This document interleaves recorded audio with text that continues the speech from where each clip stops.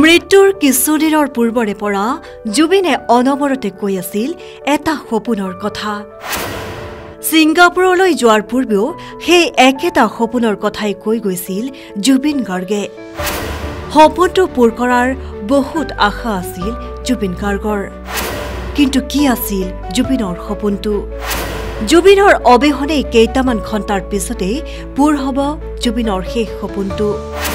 Singapore ভ্ৰমণৰ পূৰ্বেও সকলোকে মৰম লগাই থৈ গুচি গ'ল জুবিনে। মৃত্যুৰ পূৰ্বে অনবৰতে জুবিনে কৈ আছিল জুবিনে দেখা এটা সপোনৰ কথা। কিন্তু সপোনটোৰ কথা কৈ কৈয়েই জুবিন হঠাতে চোন গুচিয়েই গ'ল আমাৰ মাজৰ পৰা।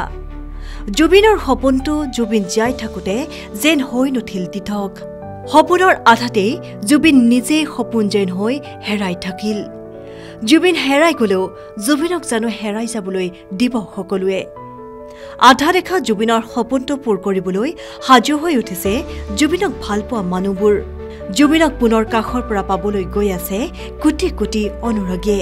জুবিনৰ বিৰ্গক ৪১টা দিনে সহজভাৱে ল'ব পৰা নাই অনুৰাগীসকলে। সকলোকে সমানে আঁকোৱালি লোৱা জুবিনে মৃত্যুৰ পূৰ্বেও মৰম লগাই থৈ সকলোকে এৰি গ'ল হঠাতে। হয়, জুবিনৰ সপোনটো আছিল ৰৈ ৰৈ বিনালে।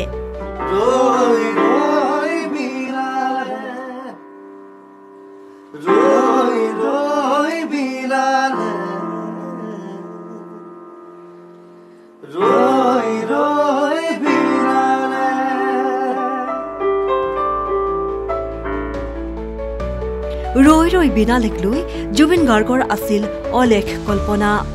কিন্তু কেৱল সময়ক ভয় কৰা জুবিনক সময়ে লৈ গ'ল হঠাতে।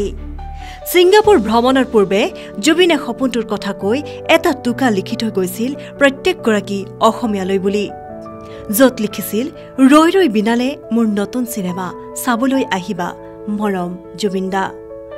৩১ অক্টোবৰত জুবিনৰ ৰৈ ৰৈ বিনালেৰ সপোনটো হ'ব পূৰণ। যিমানেই সময়বোৰ ওচৰ চাপিছে সিমানেই যেন জুবিনক পুনৰ লগ পোৱাৰ, ওচৰৰ পৰা চোৱাৰ হেঁপাহবোৰ দুগুণে বাঢ়িছে অনুৰাগীৰ। জুবিনক পুনৰ লগ পোৱাৰ হেঁপাহ থাকিলেও কিন্তু বুকুৰ কোনোবা এটা কোণত যেন এটা দুখে হেঁচা মাৰি ধৰিছে অনুৰাগীক। ৰৈ ৰৈ বিনালেৰ বাবে অধীৰ অপেক্ষা এতিয়া সকলোৰে। দিশহাৰা জুবিনৰ সহধৰ্মিনী গৰিমা শইকীয়া গাৰ্গ। দিশহাৰা গৰিমা শইকীয়া গাৰ্গে যেন এতিয়া নিজেই সাহস গোটাব পৰা নাই ৰৈ ৰৈ বিনালে চাবলৈ। এটা খুব ইমোশ্যনেল মমেণ্ট। মই প্ৰতিটো মুহূৰ্তত মই সাহস কৰিব পৰা নাই যে ছবিখন চাম। ভালো লাগিছে। মই আজিলৈকে কিন্তু কাম চলি থাকোঁতে মই স্ক্ৰীণত মানে ভালকৈ চাব পৰা নাই। এটা গানো মই চালে কি মানে চাইছোঁ, কিন্তু মই সম্পূৰ্ণ কেনেকৈ ছবিখন চাম সেইটো কাৰণে মই নিজক প্ৰস্তুতো কৰিব পৰা নাই এতিয়ালৈকে। মই ভাবি আছোঁ চাবগৈতো লাগিবই। আৰু সকলোৱে ইমান ইতিমধ্যে মৰম দিছে, জানো জুবিনৰ যিটো সপোন সেয়া পূৰা হ'ব। কিন্তু এটাই দুখ যে তেওঁ নিজে স্বচক্ষেয়া যদি চাবলৈ পালেহেঁতেন আজি বহুত সুখী হ'লহেঁতেন। কিন্তু তেওঁ সুখী হ'ব, তাৰ পৰাই তেওঁ সুখী হ'ব। আৰু অসমৰ ৰাইজে তেওঁক যেনেকৈ সদায় মৰম আদৰ দি আছে, যেনেকৈ আশীৰ্বাদ দি আছে, সেয়া সদায় দি যাব। অসমীয়া ছবিৰ যিটো মাত্ৰা, যিটো যাত্ৰা তেওঁ চাব বিচাৰিছিলে সেয়া তেওঁৰ সপোন পূৰা হ'ব ৰৈ ৰৈ বিনালেৰ যোগেদি। আৰু ইয়াৰ পিছত আহিবলগীয়া সকলো অসমীয়া ছবিয়ে ইয়াতকৈ বেছি ভাল কৰিব। অসমীয়া ছবি এটা সাংঘাতিক ধৰণৰ উত্তৰ আমি তেওঁ যি সপোন দেখিছিলে বা আমি যি তেওঁৰ সৈতে কাম কৰি সপোন দেখিছিলোঁ সেয়া সম্পূৰ্ণ হ'ব। সেইকাৰণে ভাল লাগিছে।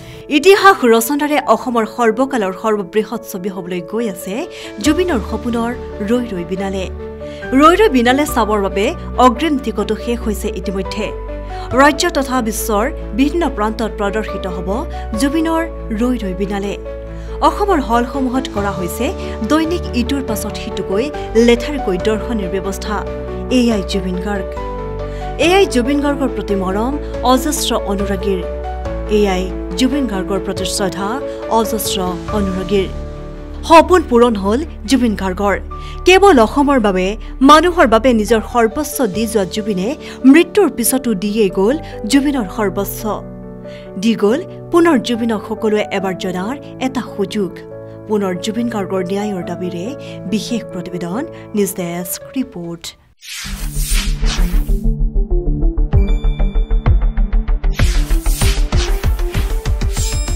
শুদ্ধ আৰু বিস্তৃত বাতৰিৰ বাবে চাই থাকক নিউজ ডেস্ক ৰিপৰ্ট।